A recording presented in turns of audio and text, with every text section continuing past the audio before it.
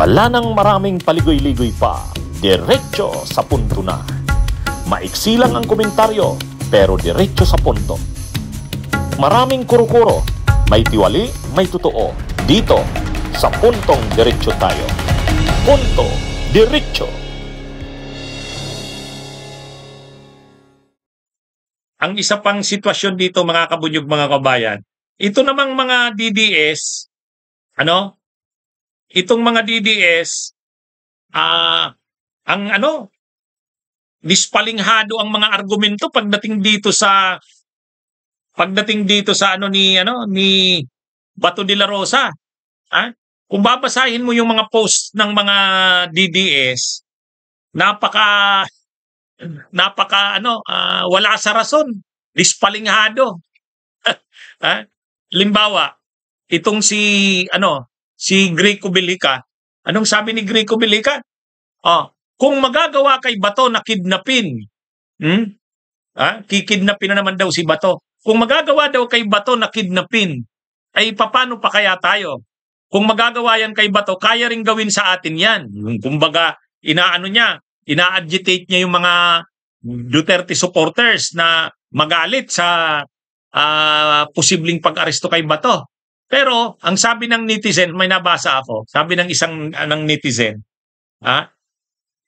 paano naman kami matutulad kay Bato? Wala naman kaming kasong crimes against humanity. Kung nga naman, ganun lang kadali yun na arestuhin ka, dadaling ka sa ICC. Kaya lang naman mayroong ganyan si Bato na problema dahil ang bigat naman kasi ng kasong kinakaharap niya. Crimes against humanity. Yung mga ginawa nilang pagpatay nung panahon ng ni Duterte, yung drug war. Hindi naman isa o 10 o 100 o 500 o 1,000. Ang tinatanggap nga ng pulis na figure ay 6,000 plus daw. Ngayon, sabi ng mga human rights groups, hindi, mga 25,000 to 35,000 yan. So ang pinag-uusapan ditong bilang ng mga namatay ay napakalaki. So, yan ang dahilan bakit siya nagkaroon ng kaso ng crimes against humanity. Ang layo ng kaso ni Bato. Kaya yung sinasabi ni Greco Belica, kung si Bato ay kayang kidnapin, anong pagkakaiba natin na hindi rin gawin sa atin yan? Wow! Parang sabi ng isang netizen, bakit may kaso ba kaming crimes against humanity? Ito namang si Cayetano, ang sabi naman ni Cayetano, dapat daw bigyan ng due process si Bato. Dapat daw bigyan ng due process si Bato. Kasi kahit sino pa man daw, senador man daw yan, ordinaryong mamamayang Pilipino, dapat daw may due process. Alam nyo, itong si Cayetano, ipokrito ito. Banggit ka ng banggit ng due process. Ay nung panahon ng administrasyon ninyo ni Duterte, nang ikaw pa yung DFA secretary. Walang due process. Yun nga ang pinagmalaki ni Duterte. Yung pinatay yung mga namatay yung mga, pinagpapatay yung mga involved di umano sa drugs. Pinagmamalaki nila yon. Buti nga namatay na yung mga kriminal. Buti nga namatay na yung mga involved sa drugs na yan para malinis ang Pilipinas. Wala nang due process noon. Basta't pinagsususpitsahan ka, hindi ka nabibigyan ng pagkakataong magpaliwanag. Kasuhan ka sa piskal, kasuhan ka sa korte, ay wala. Makikita mo nilang kinaumagaan, katimbuhan ka na. Anong sabi Anong sabi ng mga DDS noon? Buti naman yan, ganyan, para malinis na ang Pilipinas sa mga kriminal. O binigyan ba ninyo ng due process? Wala. Tapos ngayon, hihingi kayo ng due process para kay Bato. Kahit naman hindi nyo hilingin na due process kay Bato, bibigyan naman talaga yan ng due process. Tingnan nyo nga ang due process kay Duterte, ang tindi-tindi na nga. Ganyan din naman ang ibibigay kay Bato. Kaya nga yung DDS na lawyer sa Cebu, si Attorney Regal Oliva, nagsabi siya, yung pinagkait na due process doon sa mga namatay sa war on drugs, binibigay kay Duterte ngayon ng ICC. Biglang galit na galit yung mga DDS. Galit na galit kay Attorney Regal Oliva. Kasi bakit parang pinagtatanggol pa daw ni Attorney Regal Oliva yung ICC. Ay ngayon nag-alisan sila, nag-unsubscribe sila kay Attorney Regal Oliva.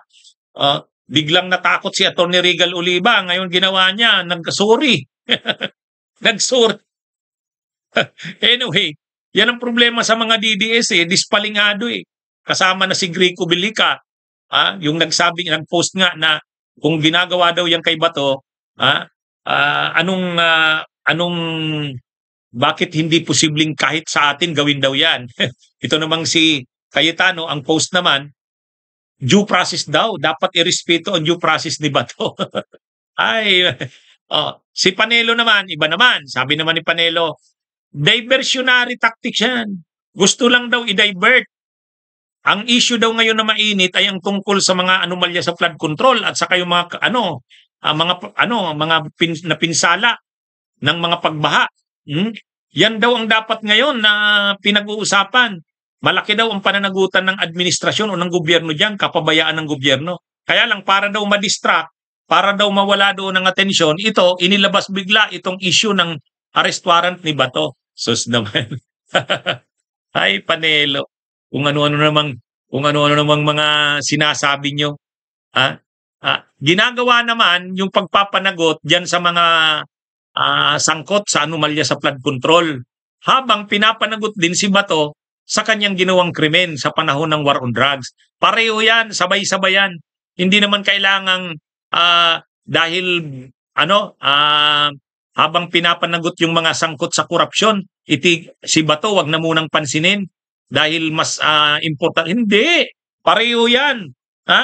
Ang laban ng bayan, pinapanagot yung mga dapat managot sa mga anomalya. Dapat ding panagutin sa ICC sila Duterte at Bato. Sabay-sabay na laban yan ng bayan, Panelo. Hindi yan pang-divert.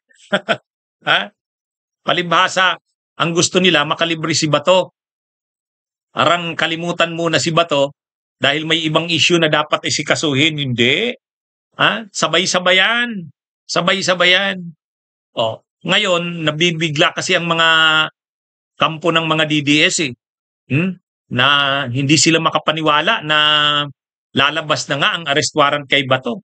Kaya ngayon, nagkakagulo sila sa kay Bato. Mayroon din yung mga lawyers din nila, sila Atty. Torion, pilit na sasabi na hindi raw pwedeng isurrender si Bato. Mali daw yung hindi daw pwedeng gawin yung ginawa kay Duterte dito kay Bato. Dapat daw si Bato idaan na ito sa extradition proceedings. Kasi wala daw basihan kung gagawin na naman kay Bato yung ginawa kay Duterte. Yan ngayon yung mga argumento nila yung argumento nila Atty. Torion. Saka yung mga lawyers ng kampo ng Duterte. Wala daw basihan na gawin yung ginawa kay Duterte kay Bato. Dapat daw wag nang ulitin. Kahit si Aimee Marcos, yun daw yun ang sinasabi. Dapat wag daw gawin kay Bato ang ginawa kay Duterte. Illegal daw yung ginawa kay Duterte. Kaya hindi na raw dapat yun maulit kay Bato. Bunyog, halikan na kasama ka. Bunyog, kapag buklod ay may pag-asa. Luzon, Visayas, Mindanao, isa ang pananaw. Sa bagong Pilipinas ang bunyog isisigaw. Bunyog.